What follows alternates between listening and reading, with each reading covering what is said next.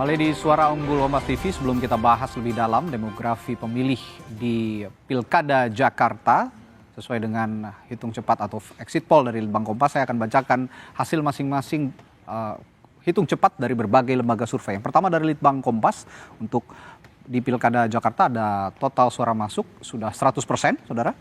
Dan hasilnya adalah pasangan calon nomor urut 1 Ridwan Kamil Suswono memperoleh 40,02%, disusul pasangan nomor urut 2 Dharma Pongrekun Kunwardana dengan raihan 10,49%, dilanjutkan dengan pasangan calon nomor urut 3 Pramono Anung Rano Karno dengan raihan suara 49,49%.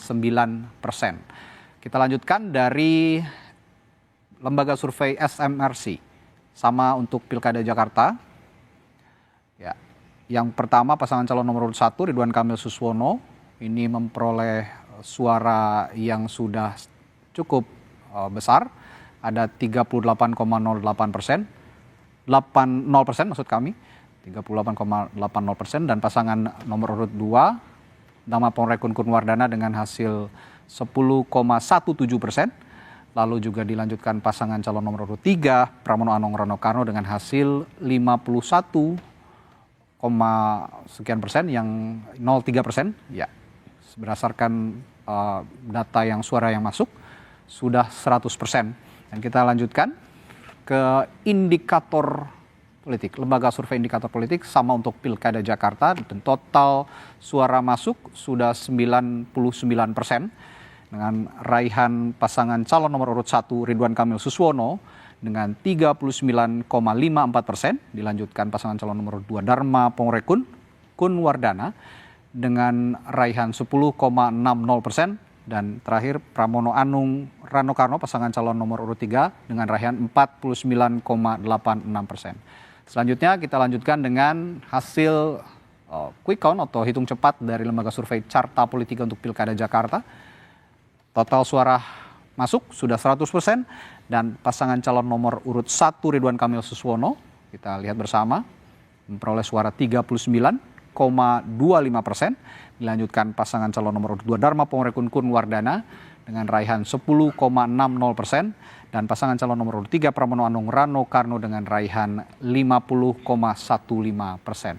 Selanjutnya terakhir dari LSI, Lembaga Survei Indonesia, total suara masuk sudah 99,50% dengan raihan suara pasangan calon nomor urut 1 Ridwan Kamil Suswono sebesar 39,28%. Dilanjutkan pasangan calon nomor urut 2 Dharma Pongrekun dan Kunwardana dengan 10,60%, dan terakhir pasangan calon nomor urut 3 Pramono Anung Rano Karno dengan raihan 50,11%. Dan itu tadi hasil dari hitung cepat berbagai lembaga survei.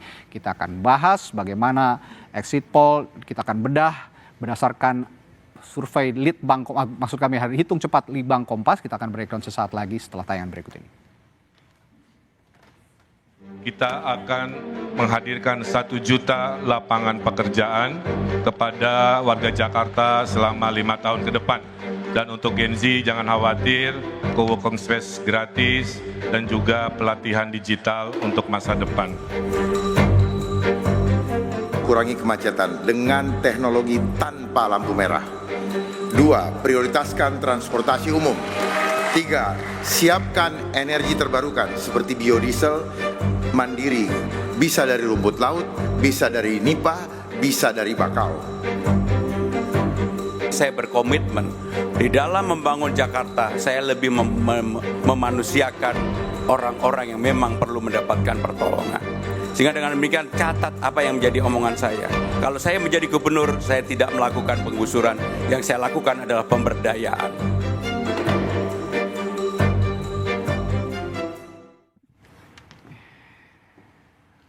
Ya, saudara, kita kembali di Suara Unggul Kompas TV, dan seperti yang saya katakan tadi, kita akan membahas masing-masing, atau kita akan bedah juga nanti masing-masing variabel dari hasil hitung cepat Litbang Kompas untuk Pilkada Jakarta. Kita bacakan kembali untuk pasangan calon nomor urut 1 ini memperoleh 40,02%, pasangan calon nomor 2 10,49%, dan pasangan calon nomor 3 meraih 49,49%. Ini sudah 100% ya? Sudah Mas Johan, 100% untuk Jakarta. Ya, ini kita lupa mengenalkan. Ini adalah peneliti Litbang Kompas, Mas Johan Wahyu, yang telah bergabung lagi bersama kami. Ini sudah 100% masuk, seartinya sudah steady ya datanya, udah pasti steady, tidak akan ini bergerak udah lagi. final hasil hitung cepat Litbang Kompas untuk Pilkada Jakarta. Jadi memang posisinya pasangan Pramono Anung Rano Karno di 49,49%, angka cantik ini, jadi 49,49%. Kemudian pasangan Ridwan Kamil Suswono 40,02 dan pasangan Darmakun 10,49%. Ya, ini nanti kita akan juga menantikan kalau memang sudah ada, biasanya sudah masuk ya dashboard data untuk exit poll ya. Exit poll nanti kita akan sambil menantikan, kita akan ngobrol-ngobrol dulu variabel-variabel penting yang bisa menentukan kemenangan pasangan calon nantinya. Meskipun ini belum hasil akhir ya. Bukan, ini hasil masih hitung cepat. Nanti masih akan kami disclaimer lagi bahwa hasil akhir nanti akan dilihat di real count KPU. Hitung yang benar-benar dihitung oleh KPU real count ya. Kita lihat dulu, kalau kita compare dengan pilkada sebelumnya dulu, Mas Yohan. Pilkada sebelumnya. Ya, di DKI Jakarta. Nah, kita akan lihat, nah ini bagaimana sebarannya ini, 2017? Kalau kita lihat, isu di Pilkada 2017 itu kan isu polarisasi begitu kuat ya. Betul sekali. Jadi kelihatan itu. Distribusi dukungan itu ya. Ini bukan hasil hitung cepat ya, ini hasil real count KPU. Kelihatan pasangan Anies Sandi ini di Jakarta Selatan dan Jakarta Timur, di atasnya barat, pusat dan utara itu lebih dikuasai pasangan Basuki dan Jarot waktu itu. Waktu itu ya. Jadi kelihatan, kita lihat di putaran kedua itu agak ada perubahan ya, ada perubahan. Nah, jadi pasangan Anies mendominasi hampir semua wilayah karena memang pada saat itu sekitar 15% suara AHY dan Silvi beralih ke pasangan Anies Sandi waktu itu. Jadi memang kelihatan persebarannya memang ngumpul gitu. Tapi kalau kita lihat persebaran di pilkada ini ya. Nah, ini kita lihat bagaimana persebaran sampel kita, dicoba kita kecilin. Nah, pasangan ini 400 sampel TPS yang dipakai sampel Litbang Kompas untuk hitung cepat ini, memang kelihatan persebarannya relatif menyebar gitu ya. Mas Yohan, mohon maaf, kita harus tunda dulu karena akan ada pernyataan dari calon gubernur dari Jawa Tengah, Ahmad Lutfi, berikut ini. Sekarang kan belum. Ya.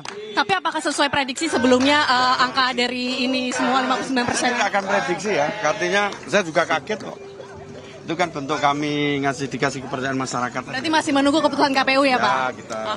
Baik, kita tunggu bersama-sama.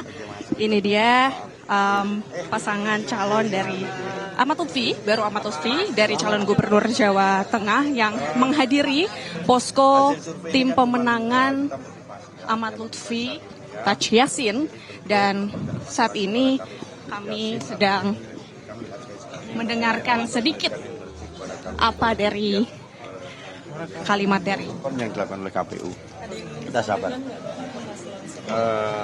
Saya juga belum ada komunikasi. Mungkin yang lebih bijaksana kalau nanti sudah ada respon dari KPU sehingga tepat.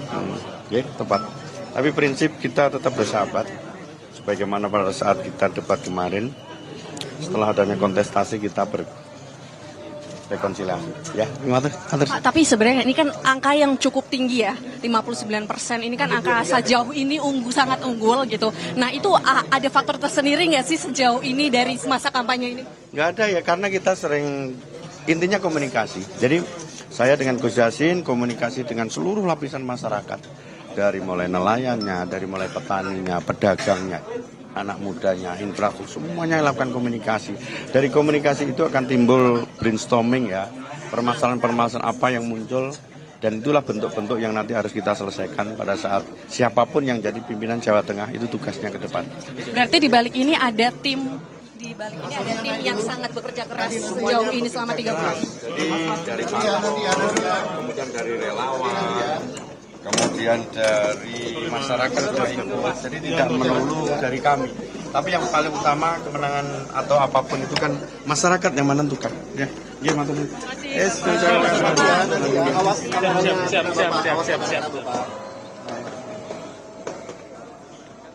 pernyataan dari